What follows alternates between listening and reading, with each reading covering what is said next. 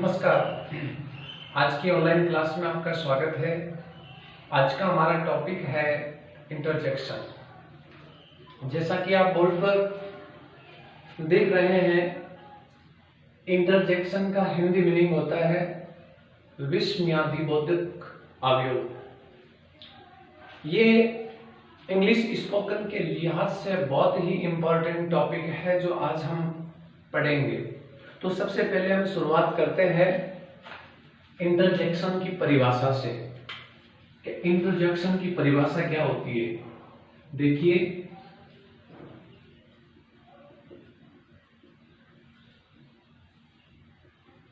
Definition की अगर हम बात करें तो इसकी परिभाषा क्या है।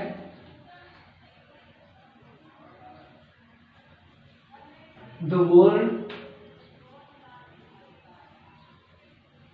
or phrase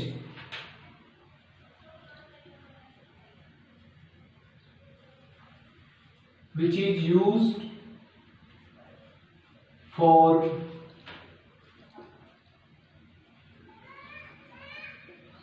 expressing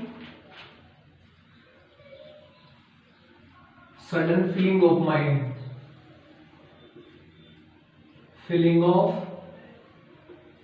mind is called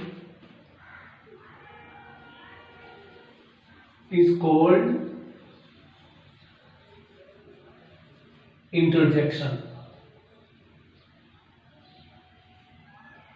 आपको इसके मीनिंग को अच्छी तरीके से समझना है। वह शब्द और फ्रेज, वह शब्द या वाक्यांश जो यूज किया जाता है मन की सडन फीलिंग को, अचानक हमारे दिमाग में आने वाली किसी फीलिंग को वो एक्सप्रेस करता है, ऐसे शब्द को हम इंटरजेक्शन कहते हैं। ये तो हो गई इसकी परिभाषा। इसके बारे में दो तीन इंपॉर्टेंट चीजें हैं। पहली चीज, एक्सक्लेमेशन मार्क, वो ये होता है is used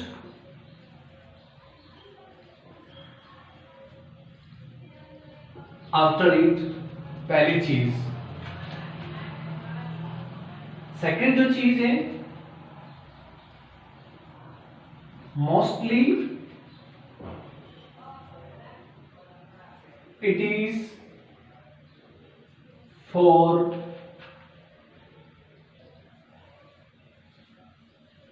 spoken,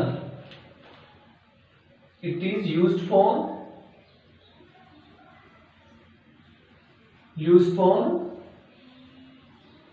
spoken English। एक और इंपॉर्टेंट चीज है जो इंटरजेक्शन के बारे में हमें पढ़ना जरूरी है, और वो क्या है। It is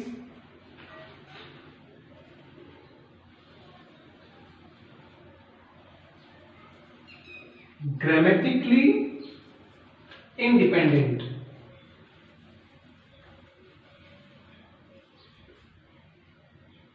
It is grammatically independent। समझने की कोशिश करें आप कि एक्सक्लेमेशन वर्ड हो या एक्सक्लेमेशन फ्रेज हो, मींस इंटरजेक्शन, उसके बाद में हमेशा एक्सक्लेमेशन मार्क यूज किया जाएगा। ज्यादातर इंटरजेक्शन का जो इंटरजेक्शन को इंडिकेट करने वाला वर्ड है या इंटरजेक्शन को इंडिकेट करने वाला अगर कोई वाक्यांश है, फ्रेज है, तो उसको स्पोकन में यूज किया जाता है मोस्टली। हालांकि सम टाइम हम हमारी फीलिंग को समझाने के लिए किसी नॉवेल, स्टोरी एटसेट्रा में इस प्रकार के इंटरजेक्शंस का यूज करते हैं, पर मोस्टली स्पोकन में ही यूज किया जाता है। It is grammatically independent. Interjection word और इंटरजेक्शन फ्रेज की एक ब्यूटी यह है कि ये ग्रामेटिकली इंडिपेंडेंट होता है। ग्रामेटिकली इंडिपेंडेंट होने का मीन्स यह है कि जब भी हम इसको बोलते हैं, whether we speak, whether we use interjection, we don't need to use grammar. हमें ग्रामर यूज करने की आवश्यकता नहीं होती है। तो आप चाहें तो स्क्रीनशॉट ले सकते हैं, आप चाहें तो इन नोट्स को पहले उतार सकते हैं। इसके बाद हम देखते हैं एग्जाम्पल।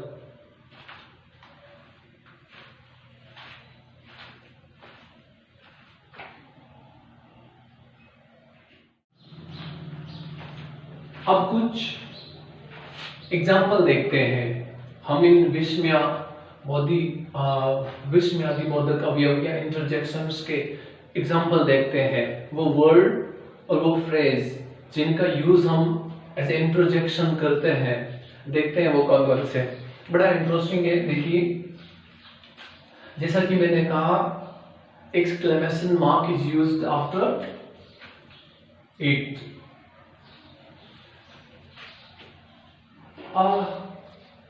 सरप्राइज, जॉय, सैडनेस, इसके लिए इसका यूज किया जाता है। देखो किस तरीके से, अगर सरप्राइज हो जॉय हो और सैडनेस हो ये इस तरीके से फीलिंग व्यक्त करने के लिए का यूज किया जाता है। फिर है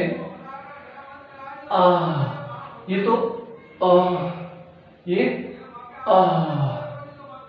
जॉय, विक्ट्री और सरकाज्म को व्यक्त करने के लिए, आनंद, विजय की अभिव्यक्ति और सरकाज्म, व्यंग्य को व्यक्त करने के लिए यूज किया जाता है। जॉय विक्ट्री, सरकाज्म अलाश का यूज किया जाता है सोरो और सैडनेस व्यक्त करने के लिए। Alas, you have done very wrong. जब भी दुख व्यक्त करना हो तो अलास का यूज करते हैं। डन जो है, डन का हम यूज करते हैं किसी भी चीज में हमें सहमति देनी हो। ऑलराइट और ओके के सेंस में जो बोलते हैं डन, तब हम डन का यूज करते हैं। हेल का यूज कब करते हैं? जब हमें एंगर का यूज करना हो, जैसे मैंने एग्जांपल लिखा है, एंगर को व्यक्त करना हो, गुस्से को। और hello, I have lost my purse, जब एंगर या गुस्सा व्यक्त करना हो तब इसका यूज मोस्टली किया जाता है।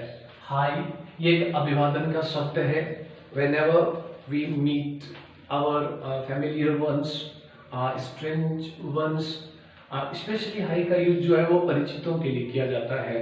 तो हम हाय, उस सेंस में हम अभिवादन करने के लिए हाई का यूज करते हैं। एक तरीके से ये देखा जाए तो ग्रीड है, ग्रीड को व्यक्त करने के लिए यूज किया जाता है। हस का यूज किया जाता है जब हम किसी को शांत करते हैं, चुप करते हैं, तब हस का यूज किया जाता है क्वाइटनेस के लिए। हश हश, तब बेबी स्लीपिंग, बेबी स्लीपिंग, तब हम इस हस का यूज करते हैं। यह है जी। जी का यूज सरप्राइज और एंथुसियाज्म के लिए भी किया जाता है। सरप्राइज जी, जब भी हमें कोई आश्चर्य होता है तब हम जी, ऐसा भी होता है, सच हैपन्स। एंथुसियाज्म, उत्साह के लिए भी हम जी का यूज करते हैं। जी, जब भी हमें खुशी होती है, उत्साह होता है, the time we use this interjection. Oh God, इसका यूज सरप्राइज को व्यक्त करने के लिए। ओ गॉड, जब भी कुछ भी अजीब घटित होता है, कुछ भी इस तरीके की चीज घटित होती है जो जिसके बारे में हम में बिलीव नहीं होता है, अनबिलीवेबल जब भी होता है तब हम ओ गॉड का यूज करते हैं। ओ, यहां हमने पढ़ा था ये है ओ, जॉय, सोरो और डिसअपॉइंटमेंट, इन तीनों फीलिंग्स को ओ यूज करता है। लेकिन जैसे जॉय को ओ खुशी, सोरो तो ओ, डिसअपॉइंटमेंट ओ, तो निराशा को भी व्यक्त करता है, खुशी जॉय आनंद को और दुख को व्यक्त करता है। आउच, सडन पेन हो रहा हो, अचानक दर्द या वेदना से हम करा उठते हैं तब ouch, my stomach is getting pain. Wow, wow, wow का यूज किया जाता है सरप्राइज के लिए।